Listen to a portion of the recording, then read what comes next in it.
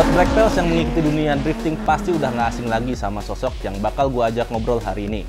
Blackroom kali ini kita bakal samperin drifter yang cukup ternama yaitu Bro Akbar Rais. Gua tahu banget kalau Do itu dari kecil emang udah seneng mobil. Dulu juga sempet suka drifting di perempatan Pondok Indah dan akhirnya menjadi drifter profesional yang mengikuti kompetisi drifting dalam negeri dan juga luar negeri. Uniknya sekarang Bro Akbar Rais lagi sibuk jadi coach di sekolah drift miliknya yaitu J99XAR. Kayaknya bakal seru sih kalau kita ngobrol lebih deep lagi buat tahu point of view dari Bro Akbar. Pastinya tentang dunia otomotif dan drifting saat ini.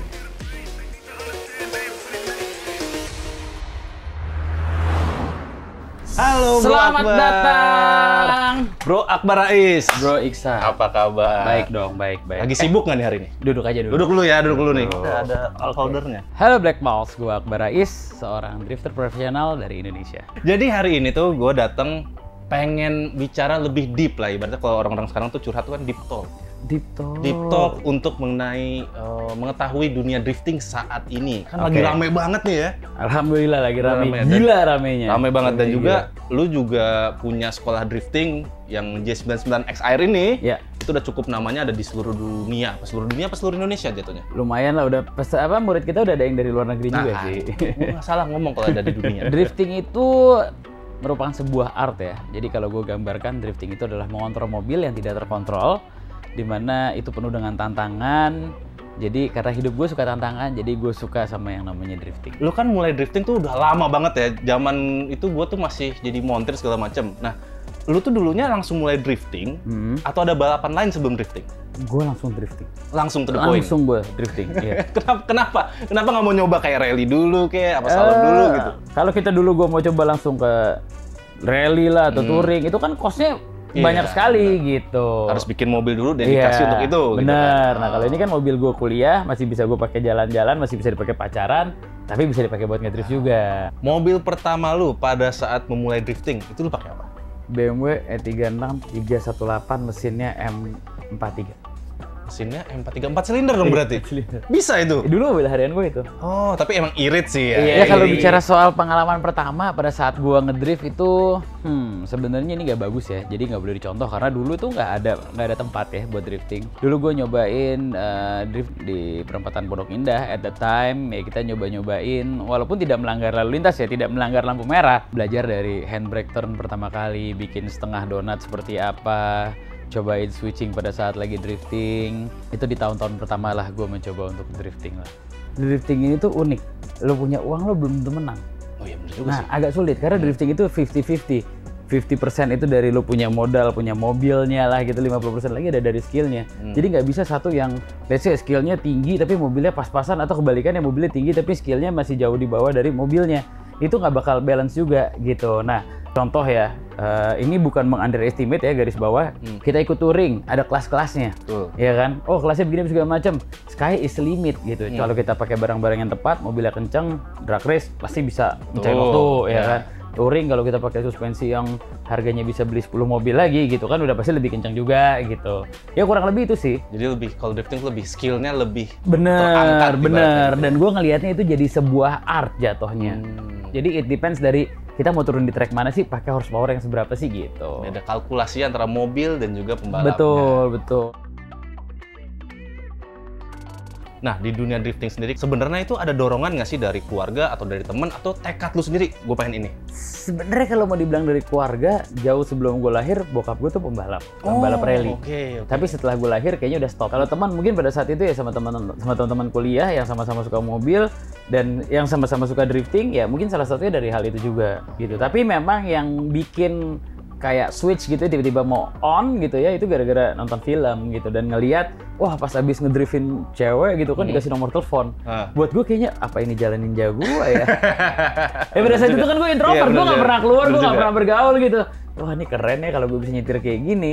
Mungkin ini jadi jalan keluar gue bisa kenalan sama cewek gitu dulu mikirnya. Nah, ini kan dunia drifting berarti lu sudah menekuni dari tahun berapa kalau bisa tahu? Gue starting tuh 2007. Nah, dari 2007 sampai bisa dibilang kan titik paling hype-nya tuh di tahun ini, itu kayak gimana sih perjalanannya? Jadi 2007 gue sempat berhenti di 2013 karena almarhum bokap waktu itu meninggal. 2 tahun kemudian gue starting cobain bikin event. Di situ dimana gue ditipu sama orang, dimana gue dikerjain sama orang, tapi at the end of the day gue belajar. Sampai gue punya mimpi, gue someday gue harus rapihin nih industri ini. Karena menurut gue ini adalah salah satu industri yang masa depannya panjang sekali. Kalau gue ngelihat anak-anak sekarang, anak mobil mainnya sambil ngedrift, belok-belokin. Oh iya, benar. Itu udah variabel yang pertama.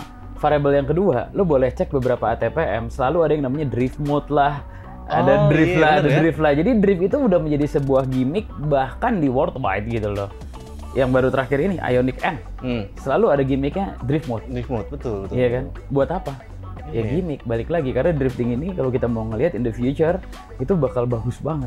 Motorsport yang masih bisa dikembangin banget berarti ya? Masih banget bisa dikembangin, masih banget, nafasnya masih panjang. Panjang. Secara regulasi selalu up to date, ya kan? Terus secara modifikasi mobil selalu up to date. Terus secara driver selalu up to date gitu. Jadi kalau kayak F1 pembalap ya si A terus gitu mainnya. Ya, nah di drifting ini beda gitu. Pokoknya selama lo bisa drifting, selama lo ikut perkembangannya, lo bisa menang di beberapa kejuaraan, ya lo nama lo akan terus-terusan ada.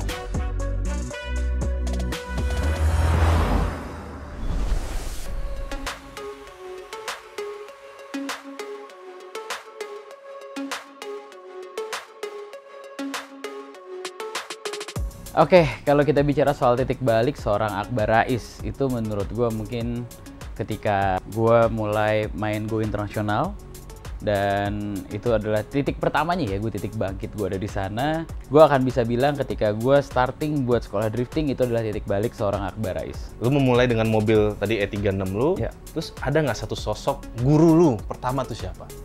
Gue kalau mau dibilang guru pada saat itu kita semua belajar bareng ya, karena baru satu pertama gitu, maksudnya generasi pertama buat drifting. Guru gue sebenarnya 70% itu ada di Drift Bible. Ada di sosial media, waktu itu ada di YouTube.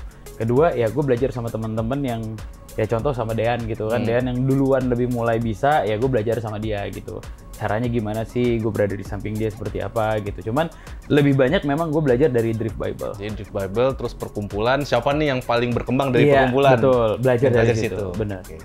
Dari yang pertama lu bilang lu ikut drifting pakai mobil harian dan di jalanan bisa dibilang gitu ya. Kapan pertama kali lu mengikuti, saatnya gue ikut kejuaraan drifting? Karena kan tadi bilang mobil ya ala kadarnya. Betul. Terus juga skill juga belajar dari Drift Bible dan teman-teman. Kapan lu berani itu? Jadi pada saat 2009 pertama kalinya ada yang namanya Achilles Drift Battle.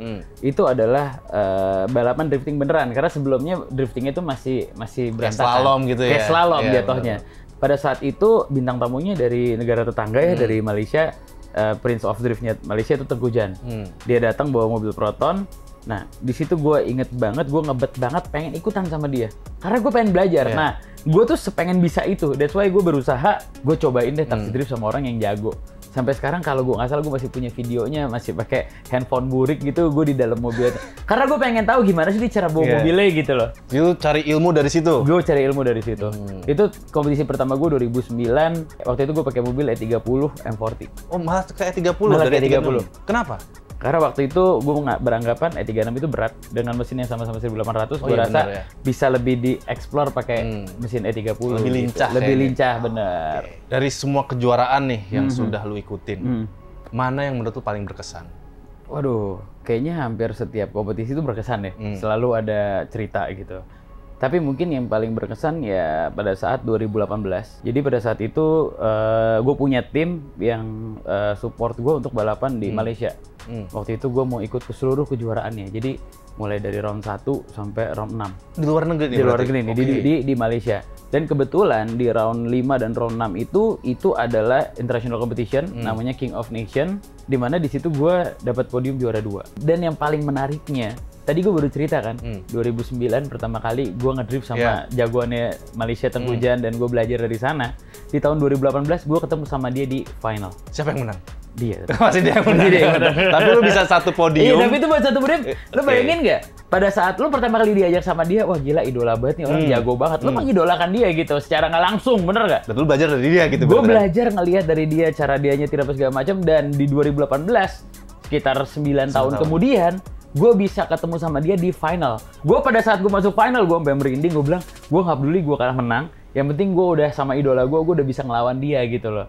Itu pertama kalinya gue ngibarin bendera merah putih di bener-bener acara yang lo dari 10 negara lebih ya ada di sana ya. Dari podium 4 podium itu dari beda negara semua. Iya, dan itu yang bikin gue pada saat itu tuh goosebumps, dan menurut gue itu salah satu apa ya, sejarah ya. Karena gini, mobil yang gue pakai pada saat itu adalah bukan mobil gue. Jadi mobil siapa mobil itu? tim gue. Oke. Pada saat itu mobil gue nyebrang.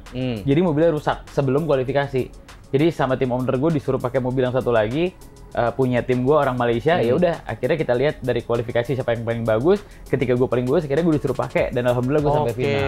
Fair ya dari satu tim ya, walaupun satu tim tidak ada tim order gitu ya. Iya, nggak ada tim order. Ya sebenarnya pada saat itu adalah tim gue bilang, ya lu udah jauh-jauh datang dari Indonesia gitu kan, ya udahlah lo pakai aja gitu.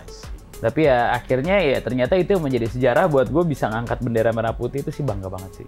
Gue denger aja merinding sebenarnya. Dari yang tadi gue dengerin ceritanya dari Akbar Rais, itu bikin gue agak merinding sih ya. Karena kalian bayangin deh, itu suatu achievement yang menurut gue sangat keren sekali ya. Dari belajar sama dia, curi ilmunya, sampai podium bareng. Dan itu jangka waktunya 9 tahun. Oke Bro Akbar, ini kan kita udah ngobrol-ngobrol panjang lebar di sini ya. Sekarang gue pengen lihat fasilitas sekolah lu nih. Boleh nggak kita keluar? Boleh dong. Ayo kita lihat keluar ya. Oke.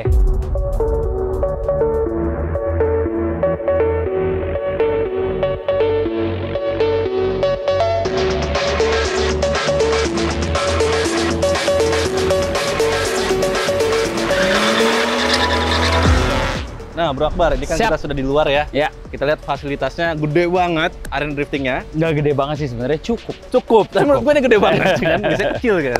Suara Akbar Rais itu kan identik dengan BMW. Iya, kebetulan. Nah, sebenarnya tuh mobil-mobil lain bisa atau memang BMW aja yang bisa? Sebenarnya mobil-mobil lain tuh bisa, tergantung selama dia adalah rear wheel drive atau penggerak roda belakang. Nah, kebetulan mobil yang banyak di pasaran penggerak roda belakang itu sekarang itu lebih banyak di mobil-mobil Eropa. Karena di tahun segitu mobil-mobil Jepang itu yang penggerak roda belakang itu udah menjadi supercar pada saat itu. Oh iya, semuanya pada tarikan depan ya. Kenapa sih gue suka banget BMW? Karena satu, simple banget, kedua nggak terlalu banyak perubahan buat di mobil. Berarti kalau mobil kayak bawaan pabrikan itu bisa drifting atau harus full spec bisa drifting? Jadi sebenarnya harusnya sih lo yang jawab, karena lo lebih mengerti dibandingin gua ya, kebetulan ya teman-teman ya. Karena kebetulan dia yang nanya aja nih, jadi gua menjelaskan. Standar pabriknya pun udah bisa. Kalau kita mau pakai buat sekedar latihan. Tapi alangkah lebih baiknya kalau ada step-step modifikasinya. Contohnya mesin ini pun mungkin boleh standar, tapi kaki-kakinya harus kita rubah. Harus rubah. Misalkan sekarang kan keluar Subaru yang baru tuh ya. Iya. Itu bisa drifting juga. Bisa banget dipakai drifting as long as dia adalah rear wheel drive. Nah, dari perjalanan lu tadi 2007 ya sampai sekarang, lu kan sering gonta-ganti mobil nih. Yes. Mana yang menurut lu mobil paling enak? Jujur BMW M46. Masih BMW berarti kan? BMW M46. M46, spesifik ya? M46, ya. Karena M46 tuh chassisnya karakternya tuh lebih understeer. Jadi enak banget sebenarnya buat mainin handling kaki-kaki dan setup di mobil BMW M46. Yang kedua mungkin BMW E36. Tapi gue lebih seneng yang M46. Yeah. Nah, ngomongin BMW M46 ini, ada nggak sih modifikasi yang khusus untuk drifting atau yang minor-minor kayak misalkan sektor kaki, mesin dan lain-lain kalau kita punya M46? Ya, kalau M46 tuh sekarang karena kebanyakan di Indonesia itu adalah mobilnya tuh matic. Jadi mesti banyak yang dirubah dulu. Pertama adalah gearbox. Nggak ada mobil manualnya ya? Nggak ada manualnya. Pada saat tahun ini kan tahun 2000-an gitu. Jadi kita rubah pakai gearbox manual, lalu kaki-kaki lah, angle kit, suspensi, sama LSD lah ya kita rubah. Ilmunya sih mirip-mirip apa yang gua ikutin juga ya. Karena kaki-kaki itu lebih penting dibandingkan mesin. Karena kalau kaki-kakinya enak, nggak gampang melintir, dibuangnya juga nurut, mobilnya nggak susah dan lincah, itu mesinnya akan mengikuti. Tapi kalau skillnya sudah lebih di atas dari kaki-kakinya, saatnya upgrade ke mesinnya. Kalau misalkan nih, gua seorang pemula, saran dari lu, starter kit mobil apa yang harus gua ambil? BMW 36, 323, ya mungkin sekarang harganya sekitar 60-100 juta lah ya, kurang lebih ya. Lalu angle kit, coilover, LSD atau Gardane di las, selesai. Itu aja? Itu aja. Untuk seorang pemula? Untuk seorang pemula.